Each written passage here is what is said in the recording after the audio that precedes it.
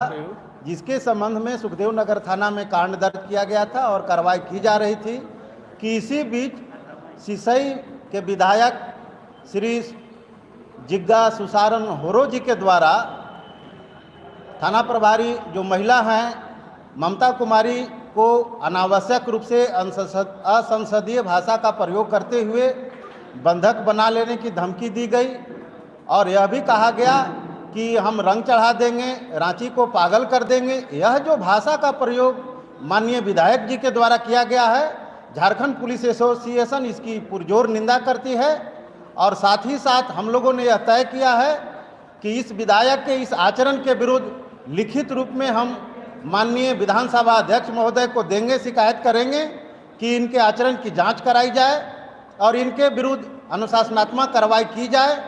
और विधायक जी को यह अगर महसूस होता है कि उनसे गलती हो गई है, भूल हो गई है, तो इसके लिए उन्हें क्षमा याचना करनी चाहिए, क्योंकि हम सभी जानते हैं कि महिलाओं के प्रति सारे लोग संवेदनशील होते हैं, उनको विशेष दर्जा दिया जाता है।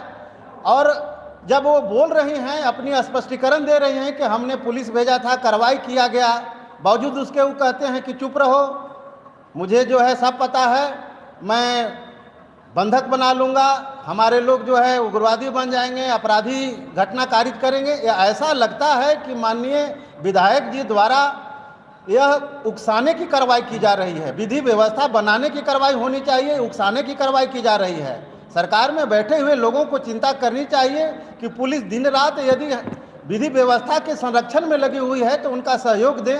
अगर किसी प्रकार की शिकायत है तो हमारे वरीय पदाधिकारी हैं, सीनियर एसपी हैं, डीआईजी हैं, आईजी हैं, माननीय डीजीपी हैं, सरकार बैठी हुई है, विधानसभा चल रहा है, कहीं भी शिकायत की जा सकती है। लेकिन इस तरह से खुलेआम धमकी देना कहीं से भी उचित नहीं है। हम इसकी पुरजोर निंदा करते हैं और पुनः आपके माध्यम से माननीय मुख्यमंत्री महोदय से आग्रह करते हैं कि उप विधायक से माफ़ी मंगवाई जाए, अन्यथा उनके आचरण की जांच करा करके उनको उनके विरुद्ध अनुशासनात्मक कार्रवाई की जाए। आप लोग क्या करने जा रहे हैं? उनकी तरफ से कुछ नहीं होता है। देखिए, यदि पुलिस चाहे, मैं स्पष्ट करना चाहता हूं कि यह संज्ञेय अपराध की श्रेणी में आता है। किसी महिला को लगातार आप अगर 30 सेकंड तक देखते रह रहे हैं उसके चेहरे पर, तो 354 का एफआईआर हो सकता है। तो माननीय विधायक जी का यह आचरण की बंधक बना लेंगे, यह कहीं से भी संज्ञेय अपराध से कम नहीं है, उनके ऊपर आप एफआईआर भी हो सकता है। लेकिन प्राथमिक चरण में पुलिस एसोसिएशन यही मांग कर रही है माननीय विधायक जी से, विधानसभा अध्यक्ष महोदय से और सरकार से, माननीय मुख्यमंत्री महोदय से, कि वैसे नए विधायक जो इस तरह के बड़े बोलते हैं उन्हें लगाम लगाई जाए। इस तरह की घटनाएं दूसरे जिलों में भी हो चुकी है, जामताड़ा और उधर जो बाकी अन्य जिलों में भी इसकी शिकायत मिली रही है। महागामा में भी हम लोगों की शिकायत मिली थी, वहाँ भी विधायक के विरुद्ध एफआईआर कराना पड़ा था। तो ऐसा नहीं है कि पुलिस एफआईआर नहीं कर सकती है, लेकिन पुलिस अनावश्यक रूप से सरकार से टकराव नहीं चाहती है। लेकिन वैसे विधायक यदि अपने मर्यादाहीन आचरण करेंगे तो बाध्य होकर के कानूनी कार्रवाई भी की जा सकती है। आप लोगों ने कोई अल्टीमेटम दिया है कितने दिनों तक माफी मांगने? देखिए, इस तरह के मामलों में शिकायत की जाती है, वरीय जो तत्कालीन जो उसके जिम्मेवार लोग हैं, जैसे माननीय मुख्यमंत्री जी हैं, विधानसभा अध्यक्ष जी हैं, इनकी जवाबदेही है, इनकी जिम्मेवारी बनती है कि उनके विधायक संसदीय आचरण सीखें और कानून के पालन करें। और दूसरे चीज़ की ऐसा आचरण न करें जिससे जनता के बीच गलत संदेश जाए। इसीलिए संबंधित लोग हैं, जिम्मेवार लोग हैं, उनके पास हम लोग प्रथम कदम में उनके पास शिकायत करेंगे। इसके बाद फिर आगे की रणनीति हम लोग मिल बैठ के तय करेंगे।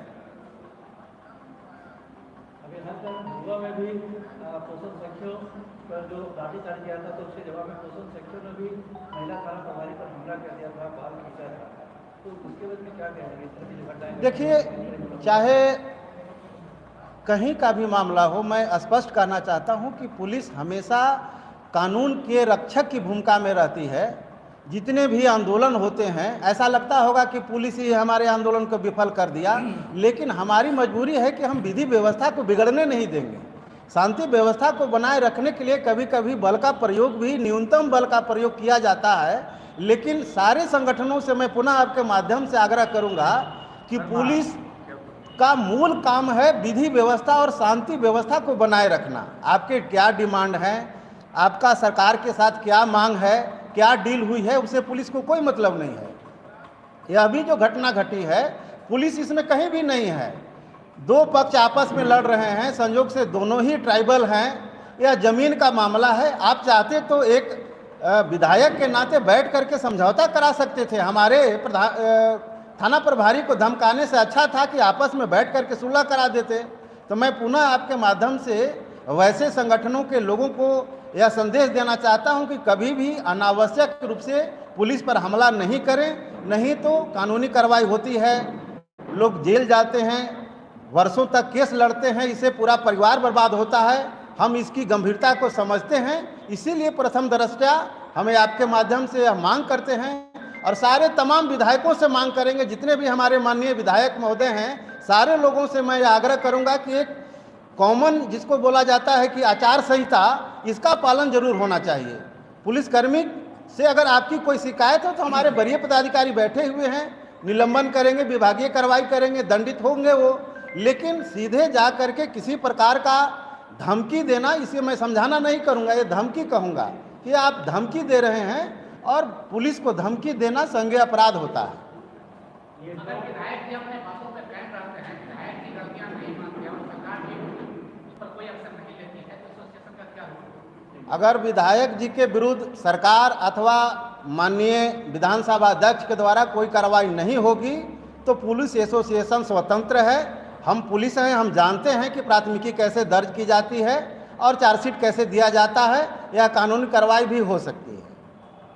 अभी होली का त्यौहार है, ऐसे में जो मस्त होकर घूमते हैं, पुलिस टाइट भी हो सकती है, तो ऐसे में किस तरह पुलिस व्यवस्था को बनाए रखा जाएगा? देखिए, ये तो सामान्य बात है, पुलिसकर्मी हमेशा जनता की रक्षा के लिए रोड पर रहती है और इसमें जो आम नागरिक हैं जो होली मना रहे हैं, ऐसा रंग में भंग नहीं डालें जिससे उनको जो है जेल की हवा खानी पड़े। इसीलिए आपके माध्यम से अगर आपने यह प्रश्न किया है तो मैं आग्रह करूंगा कि प्रेम और भाव से, सद्भाव से होली मनाएं, ऐसा कोई काम न करें जिससे पुलिस को कड़ा कदम उठाना पड़े, आपके विरुद्ध FIR करना पड़े, आपको जेल भेजना पड़े। तो शांति के साथ आप होली मनाएं और हम सभी पूरे झारखंड वासियों को होली की बधाई और शुभकामना देते हैं।